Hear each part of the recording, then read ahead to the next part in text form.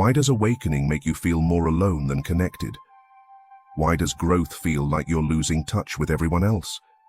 You'd think awakening would feel like a celebration, like finally breaking out of the fog, finally getting things clear. But instead, something strange happens. The world doesn't look the same. People don't sound the same. Conversations that once felt comforting now feel hollow. You're not trying to be judgmental, and you're not above anyone. But something's changed. You sit across from a friend, and they're talking about the same weekend plans, the same gossip, the same complaints. And suddenly, your body tightens. You nod, you smile. But inside, you feel completely disconnected, like you're on a different planet. No, a different frequency. And that's the part no one warns you about. That the more awakened you become, the lonelier it might feel. At least at first. So why does this happen? Why do people drain you when all you've done is grow? This isn't about being antisocial. It's not burnout. It's not misanthropy. Carl Jung, the legendary Swiss psychiatrist, understood this spiritual fatigue way before anyone put it into words. He didn't just call it awakening, he called it individuation, a psychological and spiritual evolution, and it comes with unexpected costs. In this video, we're going to explore why human interaction changes after spiritual awakening, why you start to crave depth over noise, and why surface-level conversations feel like sandpaper on your soul. But we're not going to talk about this in abstract theories. We're going to explore the real, visceral human side of this, the inner conflict, the guilt, the grief, and the rebirth that can come after. So if you've ever felt drained after hanging out with people you used to love, if you've ever wondered, why does everyone feel so loud, so asleep, so far away? Stay with me, because by the time we're done, you'll realize you're not crazy. You're awakening. And Carl Jung left us breadcrumbs to understand exactly what's happening to you. Jung believed that most people are wearing a mask. Not in a manipulative way, but as a survival instinct. That mask, he called the persona. It's who we think we need to be accepted. It's the role we play. We wear it at work, around family, even with friends. And for a while, that mask helps us feel safe, loved, understood. But awakening is what happens when the persona starts cracking. Something in you starts whispering, there's more than this. You start to ask uncomfortable questions. You start saying no to things that once felt automatic. And the deeper you go, the more obvious it becomes. Many of your relationships were built around your persona, not your authentic self. So when that mask slips off, some connections simply can't survive. That's why you feel tired. Not because people are bad, but because who you were is no longer there to meet them. And here's where it gets heavier. Your nervous system is still wired to play the old role. You walk into a room, and you instinctively prepare to shrink, to please, to entertain, to agree, just to avoid tension. But your soul is screaming for truth, for alignment and realness. And that tension between your conditioning and your consciousness, that's what drains you. That's what burns you out socially. Not the people, but the parts of you that are no longer willing to pretend. The truth is, awakening isn't about escaping others. It's about integrating your wholeness, so you can finally relate in a way that doesn't cost your energy. And this is where Carl Jung's concept of the shadow comes in. The term shadow sounds dark, maybe even scary, but it's not evil, it's just unseen. It's all the parts of ourselves we've been taught to hide, deny, or disown. It's our jealousy, our anger, our fear, but also, surprisingly, our potential, our brilliance, our intuitive power, our sacred no. The shadow isn't just your darkness, it's your wholeness waiting for light. And when you awaken, you start to see the shadow, not only in yourself, but in others too. And it's overwhelming. Conversations that once seemed harmless now feel loaded with unconscious energy. You feel what people aren't saying, you hear what's beneath their words, their pain, their projections, and their masks. And you realize, most interactions aren't really between two people. They're between two personas. Two carefully curated performances trying to keep peace, avoid discomfort, and stay liked.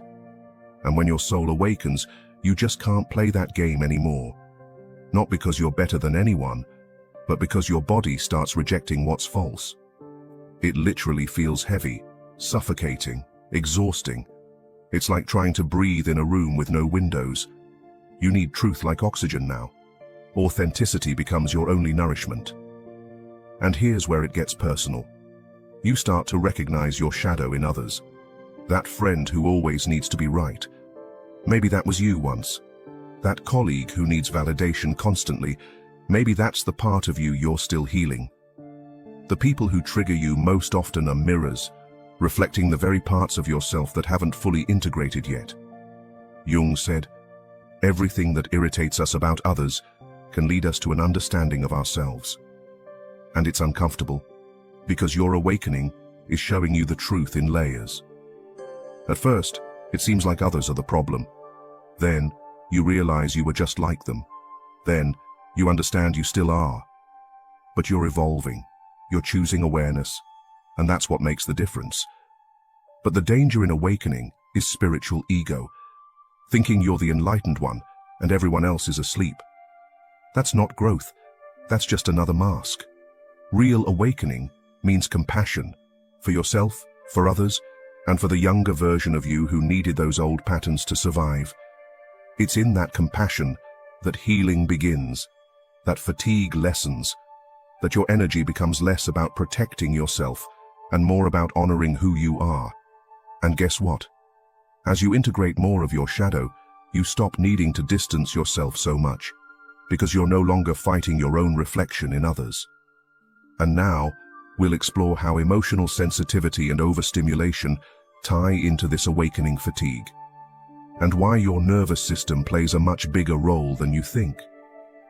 If you've ever felt like you're too sensitive, too empathetic, or too aware, this will be a game changer.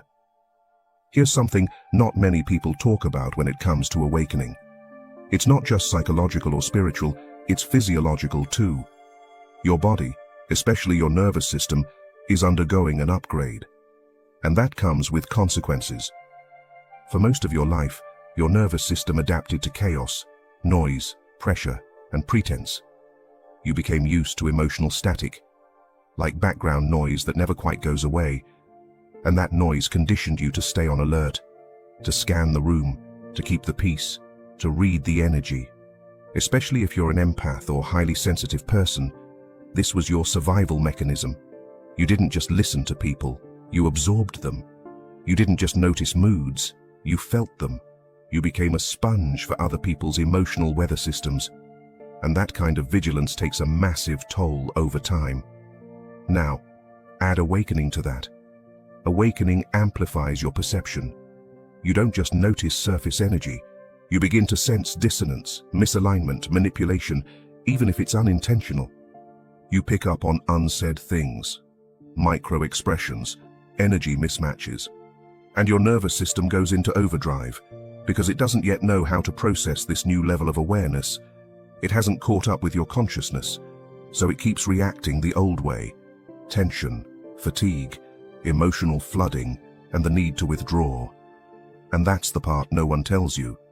Awakening doesn't feel like sitting peacefully on a mountaintop. It often feels like sensory overload in a crowded room. Even a normal conversation can feel like static in your brain if your body hasn't learned how to regulate in this new awareness. And this leads many awakened souls to mistake themselves as broken. You're not broken. You're just not numb anymore. You're finally feeling what was always there, but filtered out by conditioning. And that can be exhausting. You're not too sensitive. You're accurately sensitive. You're finally tuned into life at its rawest setting. But here's the beautiful part. As your nervous system learns to co-regulate with your higher awareness, the overwhelm fades. The emotional spikes lessen. You begin to discern without absorbing. You begin to feel with people, not for them. You begin to observe without personalizing. And that's when social interaction becomes sacred again. You stop needing to shrink. You stop needing to armor up. You just stay anchored in your energy. and let others be where they are. So what happens after the fatigue, the rebalancing, and the new type of relationships you begin to attract? And how do you engage with others from your true self, not from guilt, duty, or habit? Something beautiful and honestly liberating. The moment you stop performing, something shifts. You're no longer choosing connections out of survival, you're choosing from resonance. You're not people-pleasing to avoid conflict, you're honoring your truth, even when it's uncomfortable. You're not staying to be liked, you're staying where you feel seen. It's subtle, but powerful. Instead of seeking safety in others, you start to become the safety you once needed. Carl Jung believed that integration, not perfection, is the goal of psychological wholeness. That means bringing together your conscious self, your unconscious patterns, your shadow, your light, your wounds, your wisdom, all of it. Not to be flawless, but to be authentic. And from that authenticity, your relationships transform. You'll notice that you begin attracting people who speak your energetic language, who don't drain you, because they're not asking you to shrink, who don't project their pain onto you, but hold space for yours too. These are soul-aligned connections, and often, they start to appear after a season of solitude. That solitude wasn't loneliness. It was your field clearing itself, making room, recalibrating your energetic boundaries. When you're in the thick of awakening, it's common to feel like something's wrong because you don't relate to people the way you used to. But here's the truth. You're not meant to relate the same. You're meant to relate from a deeper place now, from presence, clarity, and alignment. And that changes everything. You stop matching other people's energy to keep the peace. You let your peace guide the dynamic. You stop proving your worth. You embody it. You stop engaging out of guilt. You connect out of choice. And this doesn't make you cold or detached. It makes you anchored. It makes your love more powerful because it's no longer filtered through fear. And yes, some people will fall away, not because you're abandoning them, but because they were only ever in sync with a version of you that you've outgrown. Grieving those connections is part of the awakening too. But it's not a step back. It's a step home. Every ending is an invitation. And every person who stays or arrives in your life after this process comes into contact with the real you. The one beneath the persona and beyond the performance. Carl Jung once said, "The privilege of a lifetime is to become who you truly are." And this fatigue you felt, this disconnection, this isolation, this energetic sensitivity, it's all part of that privilege. Because the real reward of awakening isn't escaping people. It's reclaiming your inner space so deeply that no one can pull you out of it again. So if you're in that strange space where you're tired of people, tired of noise, tired of pretending, trust it. It means you're waking up. And when you come out the other side, you won't just relate differently, you'll live differently. If this resonated, share it with someone who's been feeling the same fatigue. Share your thoughts in the comments. When was the moment in your life you realized you just couldn't relate to certain people anymore? What did that feel like for you? And don't forget to subscribe to Fractal Wisdom. This is just the beginning of everything you're becoming.